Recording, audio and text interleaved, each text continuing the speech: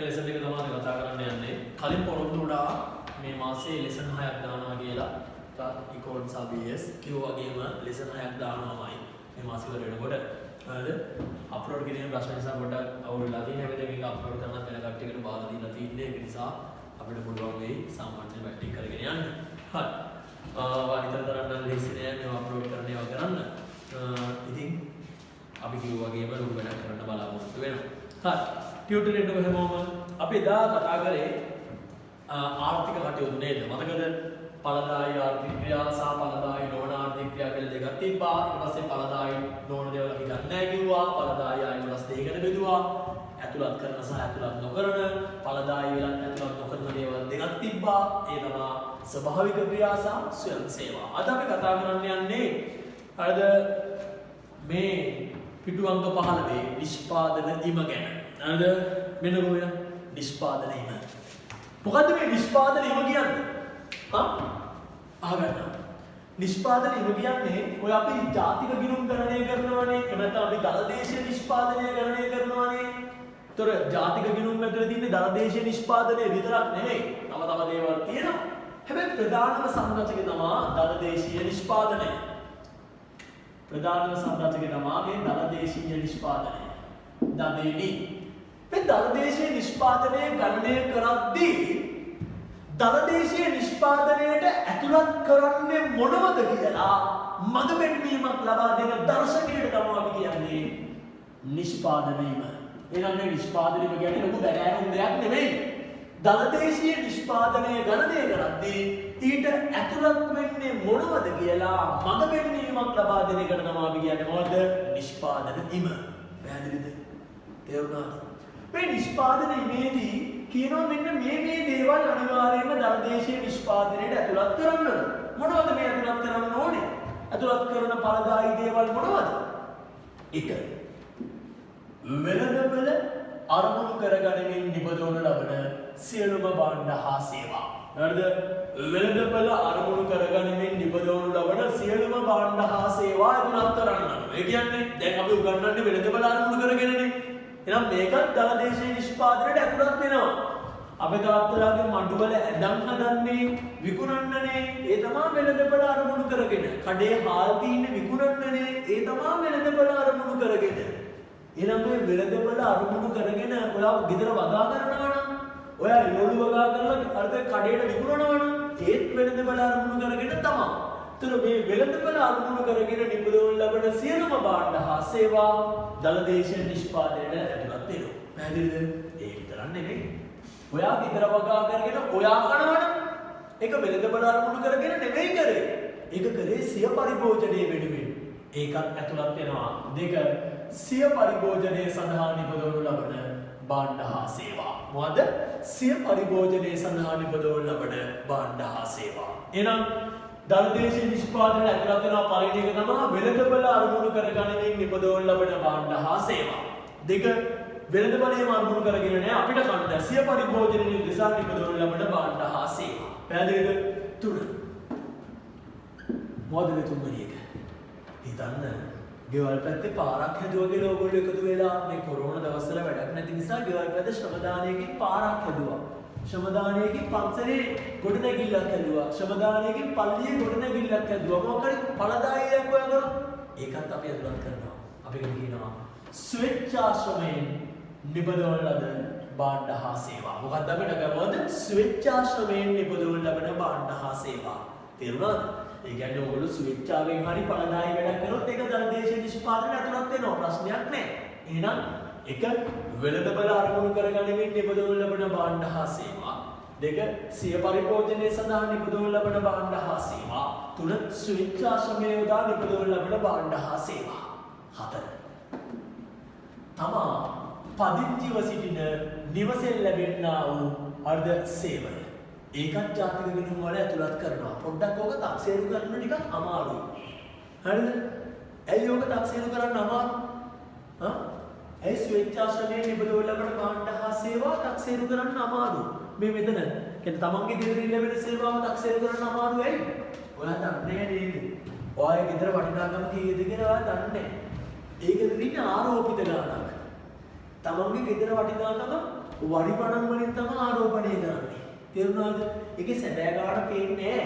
හැබැයි වරිපණන් වල තියෙන ගාණ හරි අපි දානවා ප්‍රශ්නයක් නැහැ. අපිට කියනවා තමා පදිංචිව සිටින නිවසෙන් ලැබෙනා වූ සේවය. ඒක ඔප්පු කරන්නේ අරද ඒක දාන්න ජාතික ගිණුම් වලට යම් වටිනාකමක් ආරෝපණය කරලා. මේක මට ගෙදර මෙච්චරක් වටිනවා ඇති කියලා ආරෝපණය කරලා. තේරුණාද? පැහැදිලිද? එහෙනම් ඔන්න හතරක් මංගව නිෂ්පාදනයේ වල ඇතුළත් වෙනවා. එක වෙළඳපොළ අරමුණු කරගනිමින් නිපදවන ලබන සියලුම භාණ්ඩ හා සේවා. දෙක සිය පරිභෝජනයේ සඳහා නිපදවන ලබන භාණ්ඩ හා සේවා. තුන ස්වේච්ඡා ශ්‍රමය යොදා නිපදවන ලබන භාණ්ඩ හා සේවා. හතර තමාගේ පදිංචි නිවසෙන් ලැබෙනා වූ සේවය, නේවාසික සේවය. හරිද? ඒකේ තේරුම තමයි ඔයාගේ අතින් නිසා වෙන ගෙවල් වලට කුලියට යන්න ඕනේ. පැහැදිලිද? පස්වෙනි එක. හරිද? පස්වෙනි එක තමයි හරිද? මෙහෙකරුවන්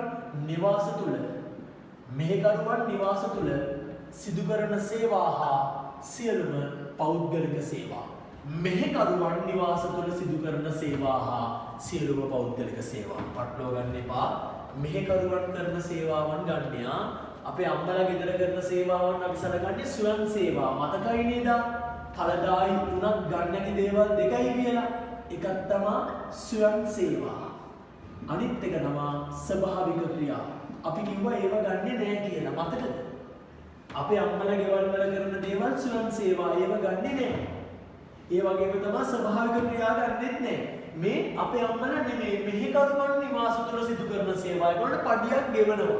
සානිකුත් සියලුම පෞද්ගලික සේවා රක්ෂණය, ප්‍රවාහනය, සංනිවේදනය, බැංකු ඔය ඕනික. අනිකුත් පෞද්ගලික සේවා. පැහැදිලිද? එහෙනම් ඔළුවේ තියෙන්න ඕන මේ නිෂ්පාදන නිවන අනුව ප්‍රධාන දේවල් පහක් දලදේශීය නිෂ්පාදනයට ඇතුළත් වෙනවා. මොකක්ද ඇතුළත් වෙන දේවල්? එක සිය පරිභෝජන වෙළඳපොළ අරමුණු කරගැනීමෙන් නිපදවන ලබන භාණ්ඩ හා සේවා, සිය පරිභෝජනයේ සඳහා නිපදවන ලබන භාණ්ඩ හා සේවා, ස්වේච්ඡා ශ්‍රමය යොදා නිපදවන ලබන භාණ්ඩ හා සේවා, තමානි පදිංචිව සිටින නිවසෙන් ලැබෙනා වූ නිවාස සේවය, හරි නැත්නම් අපේ කියන නිවාස අයිතිය, අන්තිම එක තමයි මෙහෙකරුවන් නිවාස තුළ සිදු කරන සේවා සහ අනිකුත් සියලුම පෞද්ගලික සේවා. එහෙනම් මෙන්න මේ ඔක්කොම ටික ජාතික ගිණුම් වලට දලදේශීය නිෂ්පාදනයට ඇතුළත් වෙනවා. එහෙනම් නිෂ්පාදනයම කියන්නේ දලදේශීය නිෂ්පාදනයට ඇතුළත් වෙන්න ඕනේ මොනවද කියලා මඟ පෙන්වීමක් ලබා දෙන දර්ශකයට තමයි අපි කියන්නේ. මොකද්ද? නිෂ්පාදනයම. පැහැදිලිද? ඉන්න ඩියුට් එක හැමෝම. ඔයාලා ඩියුට් එක නැති. අරද නිෂ්පාදනයම කියන දේ මෙන්න මෙහෙම ලියමු. දලදේශීය නිෂ්පාදිතයට නැත්නම් දලදේශීය නිෂ්පාදිතය ගණනය කිරීමේදී ඊට ඇතුළත් විය යුතු දෑ පිළිබඳ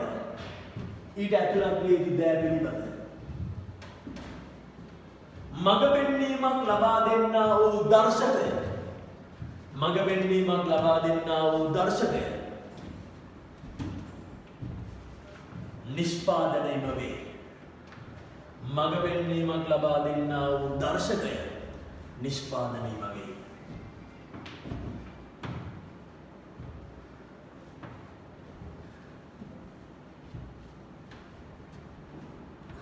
මෙන්න මේ දේවල් තමයි මේ නිෂ්පාදනීමට අනුව අපේ දලදේශීය නිෂ්පාදනය ඇතුළත් වෙන එළියන්ව තරුදාලා තියෙන දැන එක වෙළඳපොළ අරමුණු කරගැනීමෙන් නිපදවන ලබන සියලුම භාණ්ඩ හා සේවා.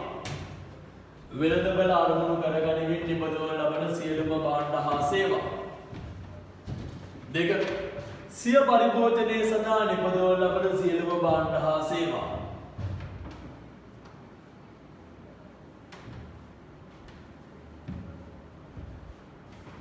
සිය පරිභෝජනයේ සඳහා නිපදවන ලබන භාණ්ඩ හා සේවා. තුන ස්වේච්ඡා ශ්‍රමය යොදා නිපදවන ලබන භාණ්ඩ හා සේවා.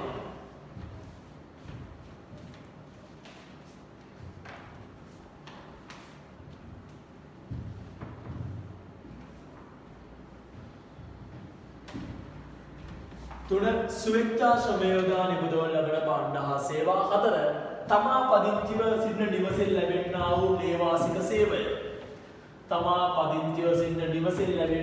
නේවාසික සේවය.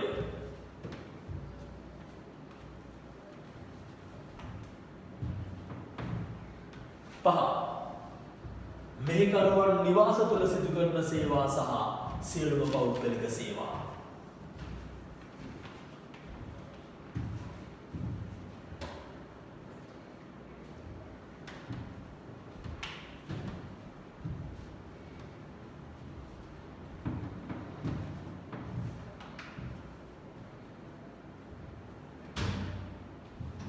හරි. ඔය නිෂ්පාදනය වීම ගැන බොහොම සරල අවබෝධයක් දෙන්න ඊළඟ 16 වෙනි වීඩියෝ සහ 17 වෙනි වීඩියෝ කියව ගන්න ඉතල වැදගත් දෙයක් නෑ. සරල අවබෝධයක් ලබා ගන්න පුළුවන්. පැහැදිලිද? ඒක මේක නා වැදගත් දෙයක්. එහෙනම් මට කියන්න ගල හැමෝම මට කියන්න මොකද නිෂ්පාදනය කියන්නේ ඉඩ ගන්න මොකද ධනදේශීය නිෂ්පාදනයට ඇතුළත් වෙන්නේ මොනවද?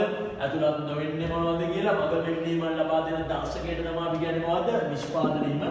ඒ නිෂ්පාදනීයට අනුව ප්‍රධාන දේවල් පහක් ධනදේශීය නිෂ්පාදනයට ඇතුළත් වෙනවා.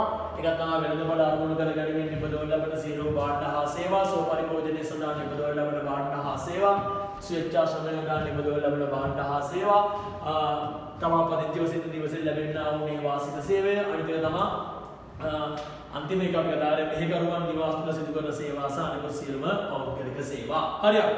ඔයාලට පොඩ්ඩක් ටිකක් බලා ගන්න කිව්වා. අපි යන්න දැන් ඊළඟට. ඒ තමයි නිරීක්ෂණය නොකළ ආර්ථික ක්‍රියා. මේක හැමෝම අහගන්නේ සමහර කට්ටියක වැරදි විදිහට නිර්වචනය කරනවා. ඒකත් හරියට අහගන්න. නිරීක්ෂණය නොකරන ලද ආර්ථික ක්‍රියා. මෙහෙම. නිරීක්ෂණය නොකරන ලද ආර්ථික ක්‍රියා සමහරු කියනවා ජාතික ගිණුම් වලට ගන්න නැහැ කියලා. සමහරු කියනවා ජාතික ගිණුම් වලට ගන්න ඕනේ නැහැ කියලා.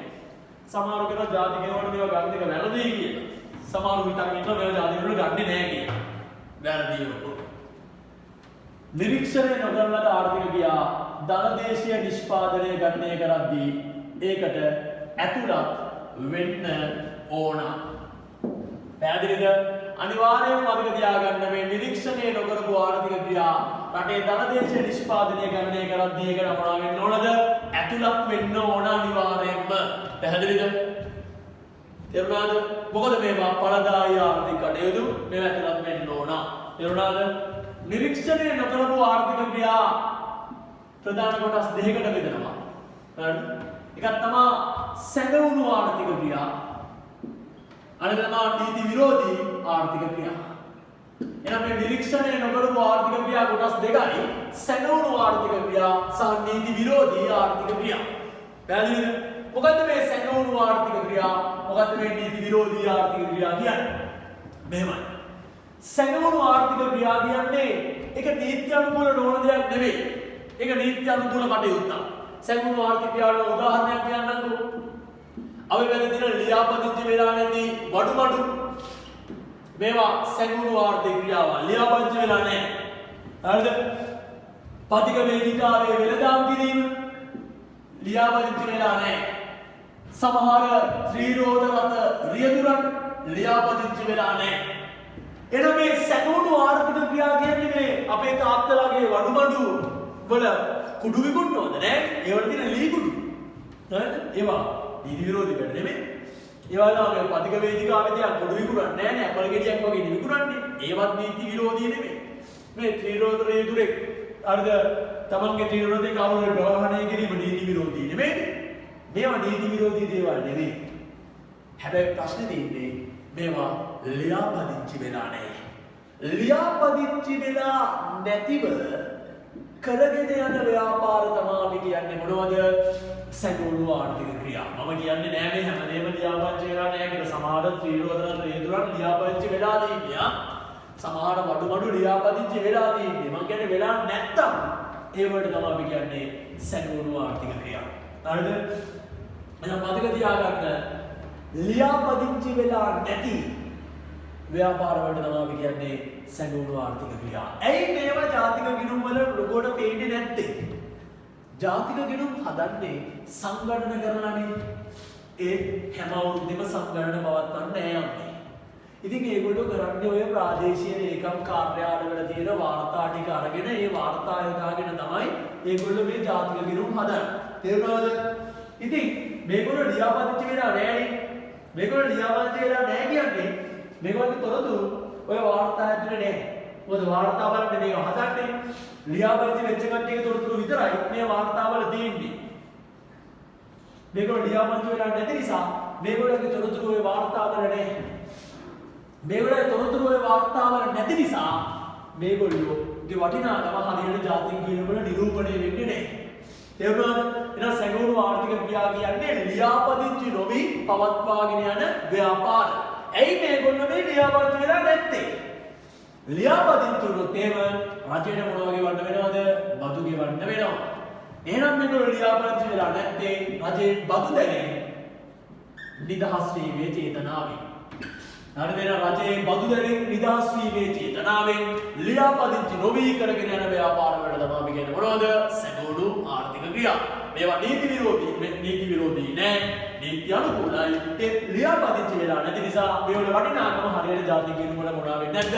ඇතුළත් වෙන්නේ නෑ. හැබැයි මේවා ඇතුළත් වෙන්න ඕන දේවල්. පැහැදිලිද? තේරුණාද? ඊට පස්සේ ඔය සැඟවුණු ආර්ථික ක්‍රියා අනිත් එක තමයි නීති විරෝධී ආර්ථික ක්‍රියා. නිරීක්ෂණය නොකරපු ආර්ථික ක්‍රියා කොටස් දෙකයි. සැඟවුණු ආර්ථික ක්‍රියා සහ නීති විරෝධී ආර්ථික ක්‍රියා. සැඟවුණු නම් ප්‍රශ්නයක් නැහැ. ඒක නීති විරෝධී තත්ත්වයක් නෙමෙයි.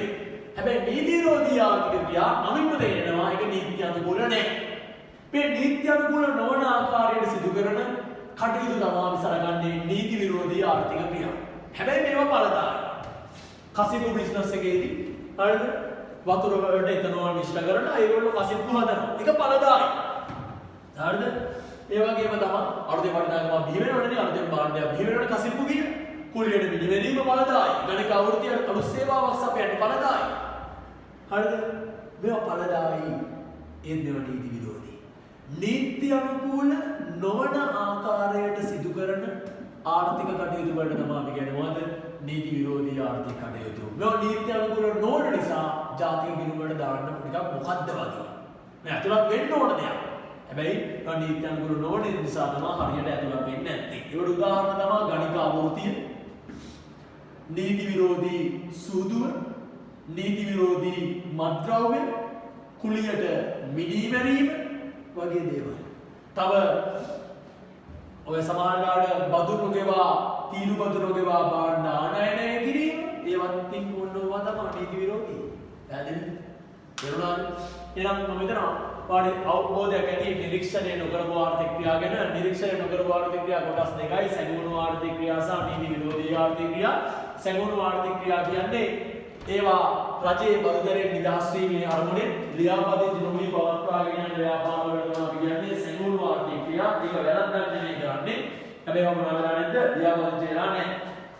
හැබැයි නීති අනුකූල නොවන ආර්ථික ක්‍රියා නැත්නම් නීති විරෝධී ආර්ථික ක්‍රියා කියන්නේ නීති අනුකූල නොවන වැඩ කරනවා නම් ඒවා තමයි නීති අනුකූල නොවන ආර්ථික ක්‍රියා. ගණික අවෘතිය, නීති විරෝධී මත්ද්‍රව්‍ය, නීති විරෝධී සූදුව ආර්ථික වගේ දේවල්. හැබැයි නීති අනුකූල මත්ද්‍රව්‍ය කියන්නේ ඔය බාරවල විකුණු දේවල් ඒවා නීති අනුකූල නිසා ඒව ප්‍රශ්නයක් නෑ.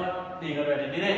හරිද? කැසිනෝ වල ඔයගොල්ලෝ ගිහිල්ලා සූදු දෙන්නවනම් ඒවා නීති අනුකූල නිසා ප්‍රශ්නයක් නෑ. ගෙවල් පැත්ත හොරාට බూరు වගේ වුත් තමයි අපි මේ ප්‍රශ්නෙට වැටෙන්නේ. තේරුණාද?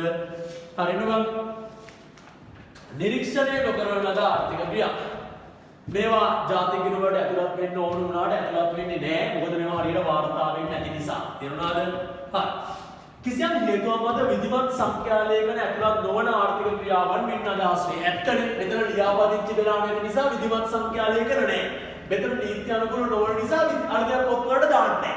ඉතින් මේ දෙකම අර්ධ සංඛ්‍යාලයකන වෙන නෑ. තේරුණාද? මේක ලියාපදිංචි වෙලා නැති නිසා මේකේ තොරතුරු නෑ. මේක ලියාපදිංචි ගොමක් වෙන්නේ නෑ මේකට. මේක නීති අනුකූල නොවන නිසා මේක තොරතුරු නෑ. පැහැදිලිද? බලන්න. ආර්ථිකය තුළ සිදුවන නිරීක්ෂණය නොකරන ආර්ථික ක්‍රියා ප්‍රධාන ස්වරූප දෙකකි.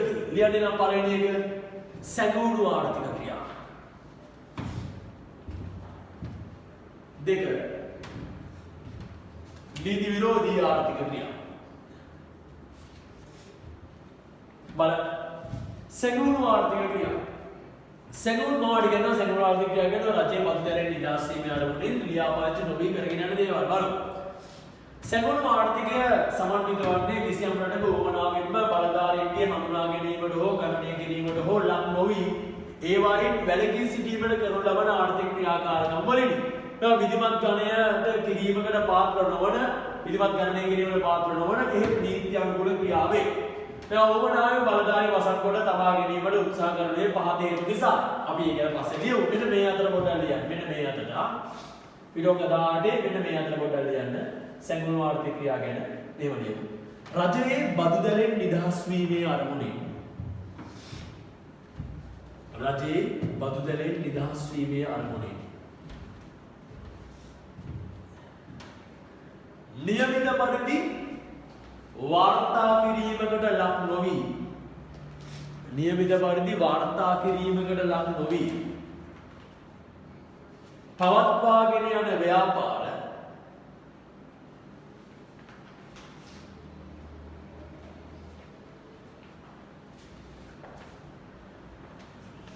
සැඟවුණු ආර්ථික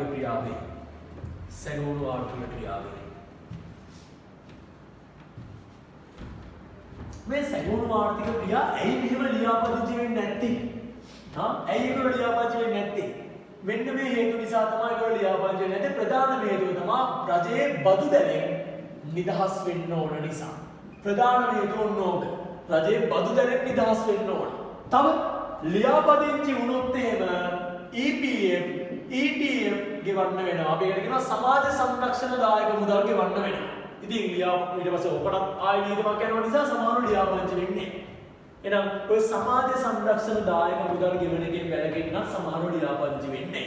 එකක් තමයි රජයෙන් බදු දැනෙන් නිදහස් වෙන්න ඕන නිසා, අනිත් තමයි සමාජ සංරක්ෂණ දායක මුදල් ගෙවන එක වළක්වන්න ඕන නිසා. තව ඇයි සමහරව ලියාපදිංචි වෙන්නේ නැත්තේ?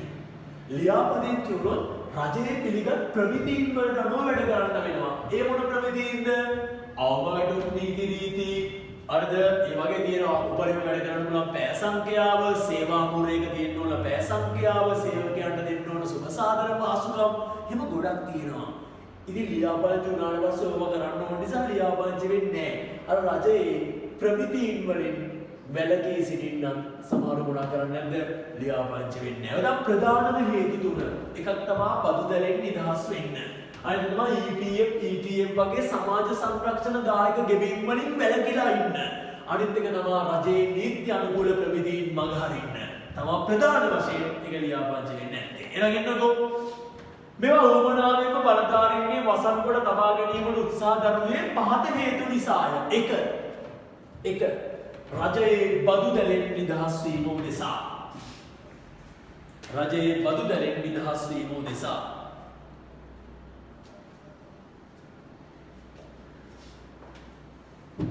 දෙක EPF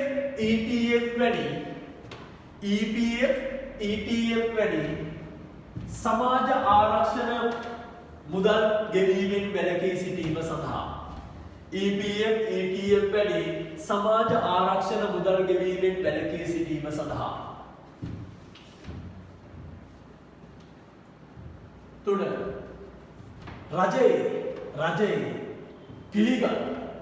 රජයේ පිළිගත්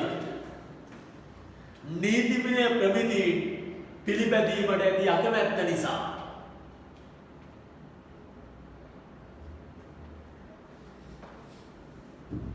නීති ප්‍රමිතීන් පිළිගැනීමට තියෙන අකමැත්ත නිසා. තව එකක් ලියන 4 රජයේ වෙනත් රෙගුලාසි වලට පවතින අකමැත්ත නිසා.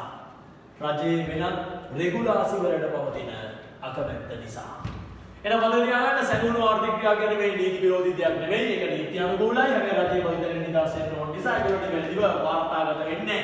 ප්‍රධාන මරණතා බදු දැනෙන් නිදහස් වෙන එක. ඊට අමතරව EPF ETF වගේ සමාජ සංරක්ෂණ දායක මුදල් ගෙවන එක බලකිලා ඉන්න එක. රජයේ නීතිමය ප්‍රමිතීන් මගහරින්න තියෙන කැමැත්ත. අනිත් ඒවා රජයේ රෙගුලාසි වලට ඒගොල්ලෝ කැමති නැහැ. ඒ දේවල් නිසා ඒගොල්ලෝ වාර්තාගත වෙන්නේ. හරිද? අපි යනවා සැඟවුණු ආර්ථික ක්‍රියාවට පස්සේ දෙවෙනි එක කියනවා නීති විරෝධී ආර්ථික ක්‍රියා. ඒක නම් ඔයා දන්නවා, දැකලා තියෙනවා, අහලා තියෙනවා. නීති විරෝධී ආර්ථික ක්‍රියා කියන්නේ නීති අනුකූල නොවන ආකාරයට සිදු කරන ආර්ථික ක්‍රියා. පැහැදිලිද? ඔය නීති අනුකූල නොවන නිසා හරියට පොත්වලට ඇතුළත් කරන්නේ නැහැ. තේරුණාද? බලන්න. පොලිසියට අහු වෙන්නත් බැහැ මේවා ඇතුළත් කරන්න පොත්වලට. හරි බලන්න. නීති අනුකූල නොවන ආර්ථික ක්‍රියාවල ස්වරූප දෙකක් දක්නට ලැබේ. ඊට නීති අනුකූල නොවන ආර්ථික ක්‍රියා ස්වරූප දෙකක් තියෙනවා. මොකද්ද මේ ස්වරූප? ඒ කියන්නේ මේ නීති විරෝධී වැඩ මේක එක ස්වරූප වලට බෙදනවද? ඔව් බෙදනවා.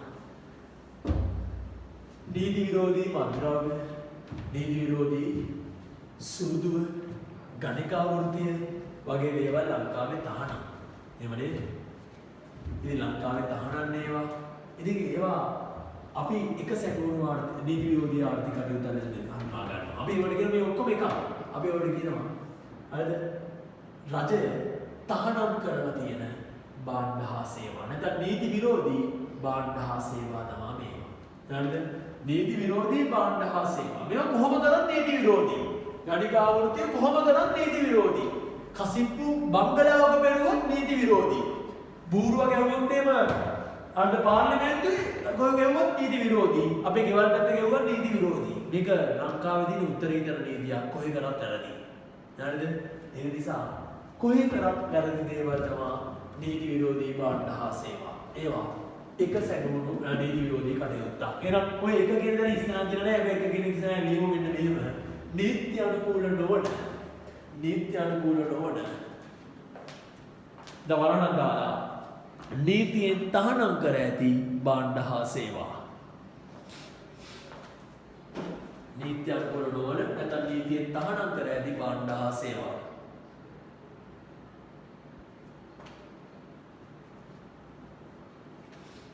බලමු.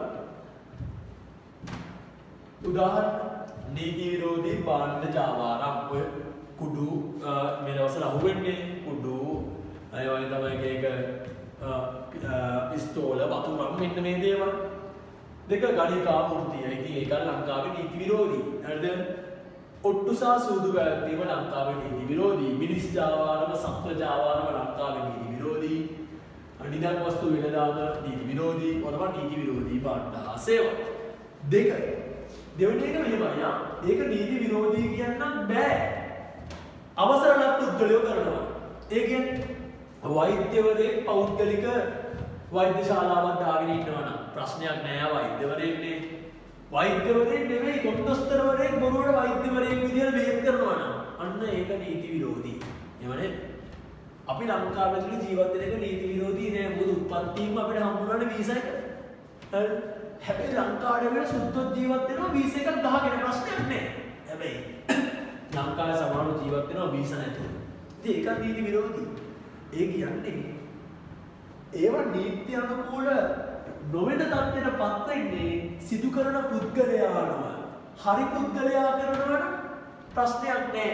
අවසර ලද පුද්ගලයා කරනවා නම් ප්‍රශ්නයක් නෑ. අවසර ලද පුද්ගලයා වෛද්‍යවරයා එයා බෙහෙත් කරනවා නම් ප්‍රශ්නයක් නෑ. අවසර ලද පුද්ගලයෝ නැතුව වෙන කට්ටිය කරාදී තමයි. හරිද? මේක ප්‍රශ්නයක් වෙන්නේ. ඒ කියන්නේ අනවසර පුද්ගලයන් විසින් කරනදී යම් නීති අනුකූල දෙයක් ඒක අපි සලකන්නේ නීති අනුකූල නොවන දෙයක් විදියට. ඒ කියන්නේ වෛද්‍ය වෘත්තිය නීති අනුකූලයි. හැබැයි කොන්දොස්තර වෛද්‍ය වෘත්තිය කරොත් නීති අනුකූල දෙයක් කරේ. හැබැයි කරේ කවුද? නීති අනුකූල නොවන පුද්ගලයෙක්. පැහැදිලිද? ලංකාවේ ජීවත් වෙන එක නීති අනුකූල. හැබැයි වීසා ගන්නකොට පිටරටක ජීවත් වුණොත් ඒක නීති අනුකූල නොවේ. එහෙනම් නීති අනුකූල දෙයක් වුණත් කරන එක අනුව මොනවා වෙන්න පුළුවන්ද? නීති අනුකූල නොවන වෙන්න පුළුවන්. කියන්නේ නම් දෙවෙනි එක. ඒක නීති අනුකූල නොවන තත්ත්වයක් නෙවෙයි. නීති අනුකූල දෙයක්. හැබැයි කරන එක කරන විදියටයි ඒක නීති අනුකූල නොවෙන්නේ. ලියන දෙවෙනි එක අනවසර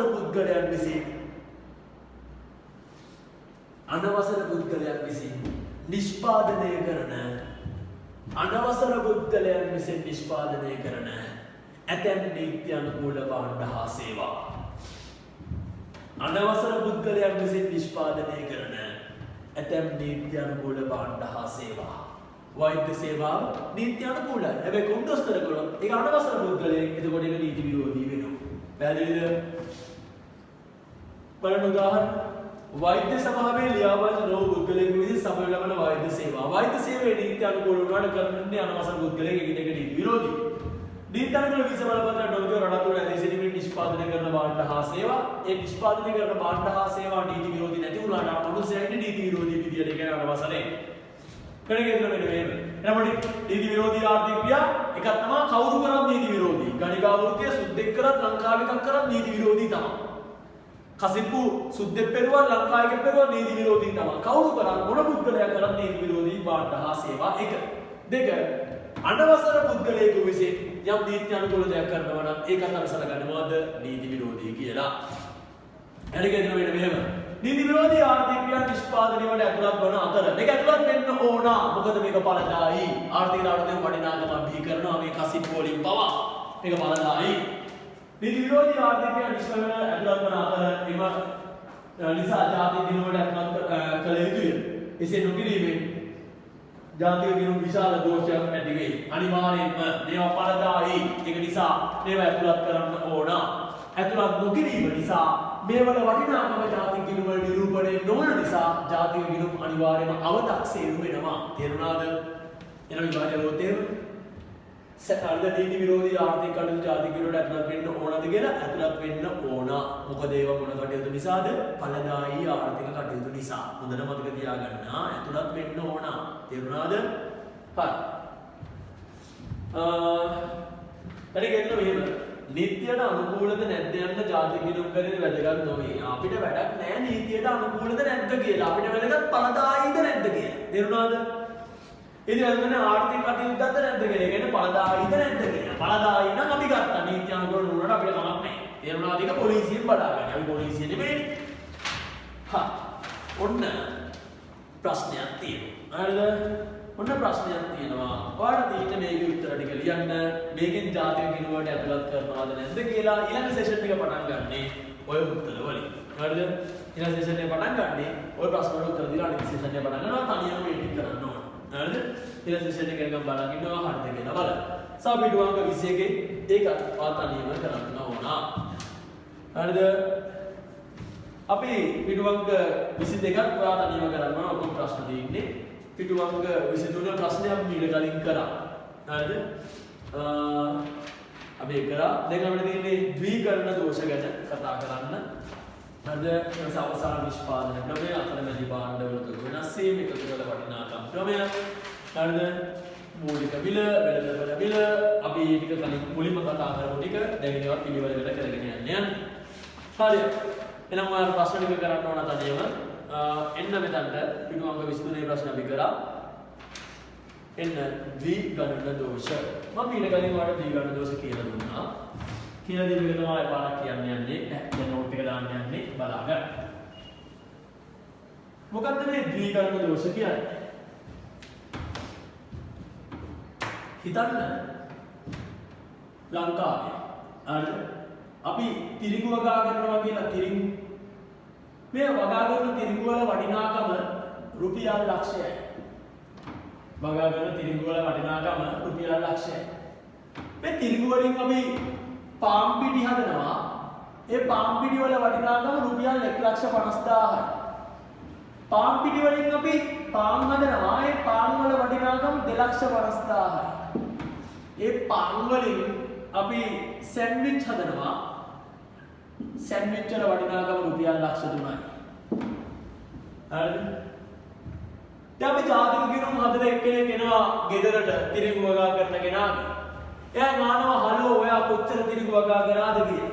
එයා කියනවා මම වගා කරපු තිරිඟු වල වටිනාකම ලක්ෂයයි කියලා. එහෙනම් ජාතික ගිණුම් වලට දානවා තිරිඟු කියලා ලක්ෂයයි. ඊවසේ ආයෙ නානවා අපි තිරිඟු වලට මොකද කරේ? එයා කියනවා මගේ තිරිඟු අර මෝල් කාර්යය අරන් ගියා. මෝල් කාර්යය කියන්නේ එහෙම දෙයක් නෙමෙයි. මෝල් හිමියා. ඒක තමයි ලස්සන නම. හරිද?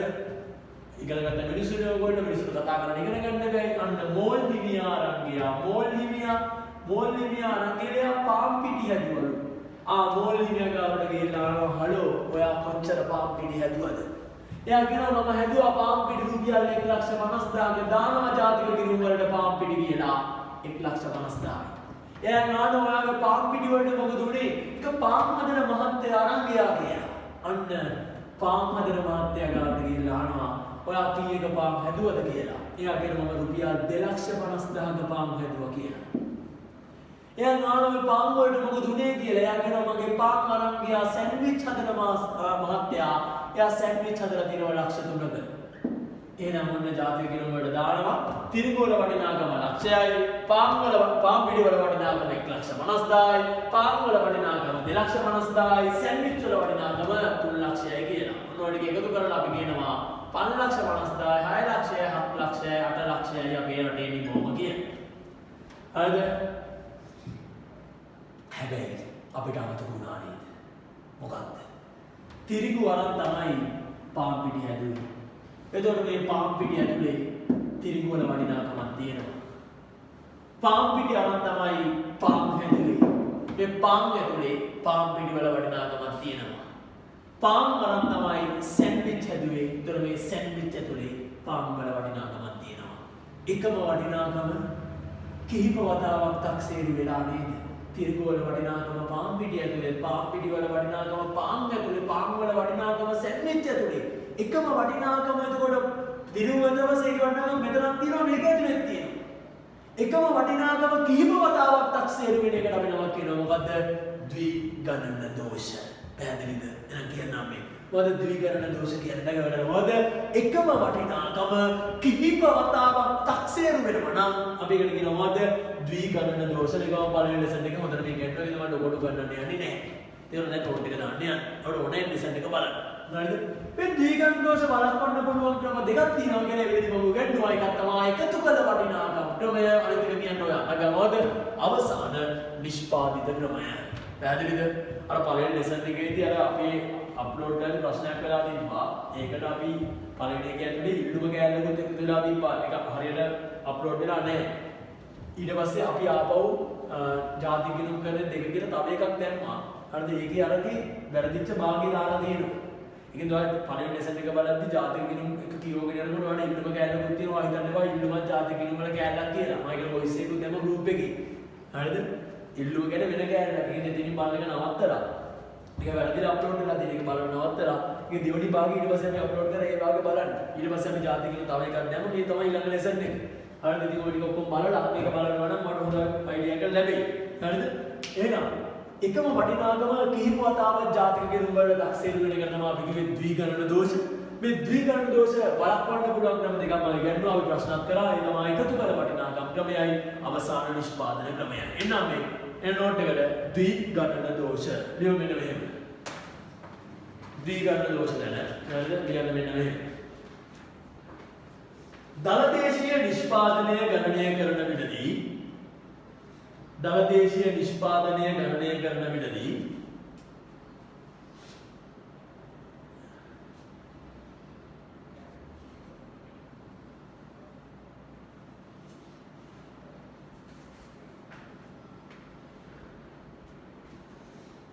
එකම වටිනාකම කිහිප වතාවක් තක්සේරු වීම එකම වටිනාකම කිහිප වතාවක් තක්සේරු වීම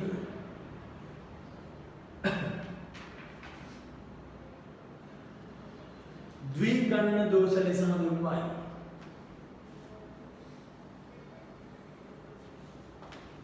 ද්විගණන දෝෂ ලෙස හඳුන්වයි. මෙම ද්විගණන දෝෂ නිසා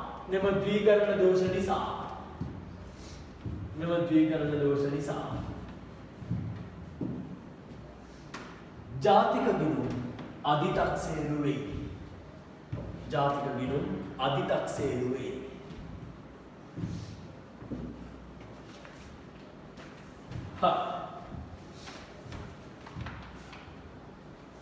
ඉස්සර තමයි ද්විගණන දෝෂ සහ බහුගණන දෝෂ කියලා දෙයක් තිබෙනවා. ඒකෙන් ද්විගණන දෝෂ වලට උනා බහුගණන දෝෂ කියන්නේ. හරිද? හරි. උදාහරණයක් දෙන්න මේවල ගෘහභාණ්ඩ නිෂ්පාදන ආයතනයක් 2017 වසර තුලදී රුපියල් මිලියන 50ක් වටිනා දවසා රුපියල් මිලියන 40ක් වටිනා වෙනත් යොදවුම් භාවිතා කරමින් රුපියල් මිලියන 100ක් වටිනා ගෘහභාණ්ඩ නිෂ්පාදනය කර ඇත. මෙම ආයතනය විසින් 2017 වසරේදී දලදේශීය නිෂ්පාදකතු දායකත්වයේ මිලියන 190ක් ලෙස ගතහොත් ද්විගණන දෝෂ ඇති වේ. කොහොමද 190 ඇතුළේ තින්නේ?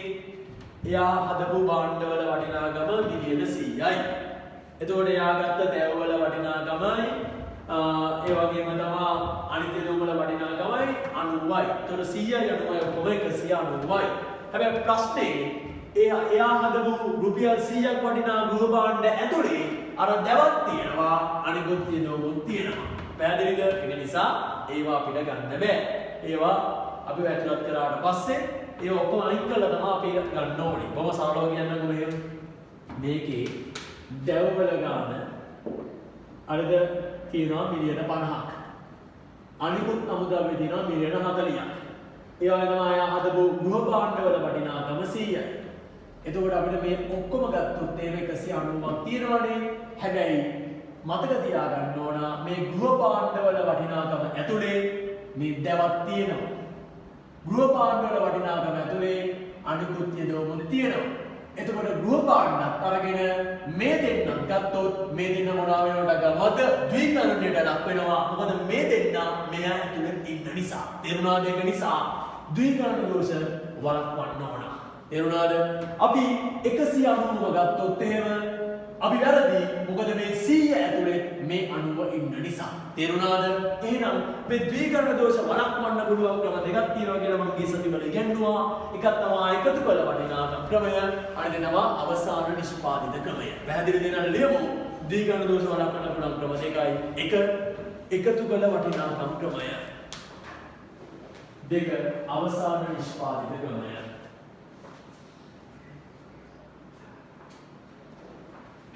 එක එකතු කළ වටිනාකම් ක්‍රමය. දෙක අවසාන නිෂ්පාදිත ක්‍රමය. හරි. අපි මුලින්ම යන්න හදන්නේ අවසාන නිෂ්පාදන ක්‍රමයට නෙමෙයි. අපි යන්න හදන්නේ මුලින්ම එකතු කළ වටිනාකම් ක්‍රමයට. මොකද්ද මේ එකතු කළ වටිනාකම් ක්‍රමය කියන්නේ? මොකක්ද මේ එකතු කළ වටිනාකම් ක්‍රමය කියන්නේ? හරිද? අපි තිරිඟු වලට එමුකෝ. තිරිඟු. හරිද? තිරිඟු වල මේ උදාහරණ කියොත් එහෙම. මේ තිරිඟු වගා කරන මිනිස්සයා කාගෙන්වත් බුද් ගත්තේ නැහැ. එහෙම නේද? මේ තිරිඟු වගා කරන මිනිස්සයා කාගෙන්වත් බුද් ගත්තේ නැහැ කියන්නේ මේ තිරිඟු වගා කරන මිනිස්සයාගේ එකතු කළ වටිනාකම හරියටම ලක්ෂයයි. හරිද?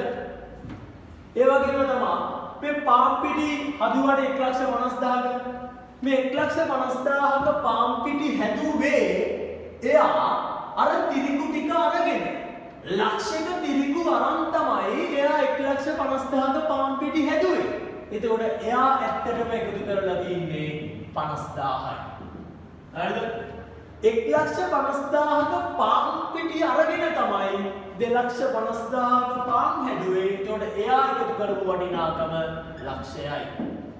2,50,000ක පාම් අරන් තමයි ලක්ෂ 3ක සැන්ඩ්විච් හැදුවේ. එතකොට එයා එකතු කළ වටිනාකම 50,000යි. ඊට පස්සේ මේගොල්ලෝ එකතු කළ වටිනාකම් ටික එකතු කරලා ගත්තා. ඒකට තමයි අපි කියන්නේ එකතු කළ වටිනාකම් ක්‍රමය 1,50,000යි 2,50,000යි ලක්ෂ 3යි. මෙන්න මේ විදිහට නිමවම තක්සේරු කරන එක තමයි අපි කියන්නේ එකතු කළ වටිනාකම් ක්‍රමය. හැබැයි මම ඊට කලින් එක පැහැදිලි කරා. ඒක මම ලොකුවට පැහැදිලි කරන්න යන්නේ නැහැ. හරිද? මෙන්න මේ විදිහට එකතු කළ වටිනාකම හොයනවා නම් අපි ඒකට මොන පදනමද? නිෂ්පාදන මූලාශ්‍ර පදනම. හරිද? නිෂ්පාදන මූලාශ්‍ර පදනම. මම තව විදියක් කියවුවාට එකතු කළ වටිනාකම හොයන්නේ. ඒ කොහොමද? ආදායම් මූලාශ්‍ර පදනම. ඒ කියන්නේ මතකද? ගිය සතියේ අපි කතා කරා දල එකතු කළ වටිනාකම කොහොමද ගණනය කරන්න කියලා නිමවුම් ප්‍රවේශයේදී. නිමවුම් ප්‍රවේශයේදී දල එකතු කළ වටිනාකම නිෂ්පාදනය පැත්තෙන් ගණනය කරේ කලින් වීඩියෝ එකේ බලන්න. නිමවුමේ දල වටිනාකමෙන් අඩු කරන්න ගියා මොනේද උන්ද? අතරමැදියේද? ආදායම් මූලාශ්‍ර පදනමට අනුව එකතු කළ වටිනාකම ගණනය කරන්නේ මෙහෙමයි. වැටු, බදු පොලි, ලාභ සහ ෂය ටික එකතු කරන්න කිව්වා. එහෙමනේ කලින් වීඩියෝ එක බලන්න. එහෙනම් එකතු කළ වටිනාකම හොයන්න පුළුවන් ක්‍රම දෙකයි. මෙන්න මේ විදිහට නිමවුමේ වටිනාකමින් අතරමැදියේද අඩු කරලා අපි වල කියනවා නිෂ්පාදන මූලාශ්‍ර පදනම. එහෙම නැත්නම් කලින් වීඩියෝ එකේ කරා වගේ වැටු, බදු පොලි, ලාභ ෂය එකතු කරලා එකතු කළ වටිනාකම හොයන්න පුළුවන්. මේකට කියනවාද ආදායම් මූලාශ්‍ර පදනම. පැහැදිලිද? හරි. මම ඊපස්සේ ක්‍රම දෙකම කියලා දෙන්නම්. ආයෙ පාරක් එක ගානක්. එහෙනම් අපි මුලින්ම එකතු කරන වටිනාකමට යන්න හදන ඩියුට් එකේ අපි අවසාන නිෂ්පාදන ක්‍රමයට පස්සේ එමු. එකතු කළ වටිනාකම් ක්‍රමයට යමු. හරි. එන්න ගමු එකතු කළ වටිනාකම් ක්‍රමය පිළිබඳව 26. ලියුම් මෙන්න මෙහෙම. ආර්ථිකයේ එක් අංශය විසින් ආර්ථිකයේ එක් අංශය විසින් ආර්ථිකයට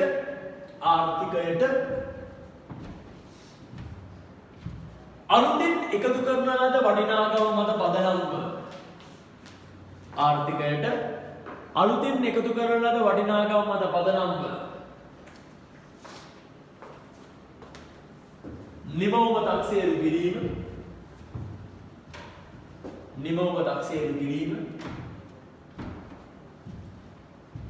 එකතු කළ වටිනාකම් ක්‍රමය වේ.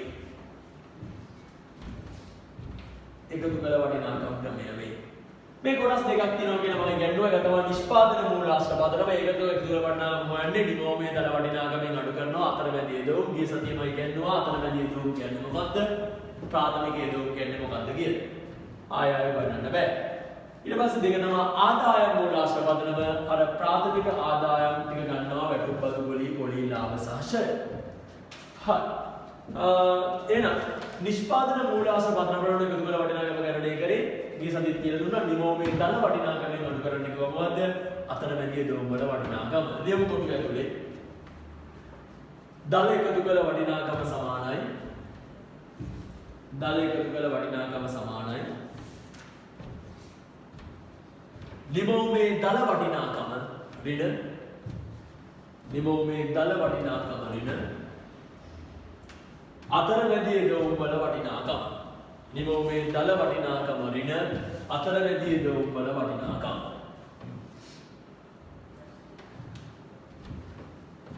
ආදායම් මූලාශ්‍ර පදනමට අනුව ගණනය කරන්නට ගිය සතියේ ගන්නවා වැටුප් දල එකතු කළ වටිනාකම සමානයි දල එකතු කළ වටිනාකම සමානයි වැටුප් ධන බදු කුලී ධන පොලී ධන ලාභ ධන ෂය වැටුප් ධන බදු කුලී ධන පොලී ධන ලාභ ධන ෂය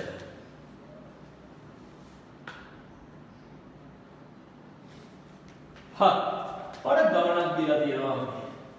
ඔයා දැන් තනියම මේ ගණන කරන්න. දැන් ඔයාලට උගන්ලා තියෙන්නේ ආදායම් මූලාශ්‍ර පදනමයි නිෂ්පාදන මූලාශ්‍ර පදනමයි. හරිද?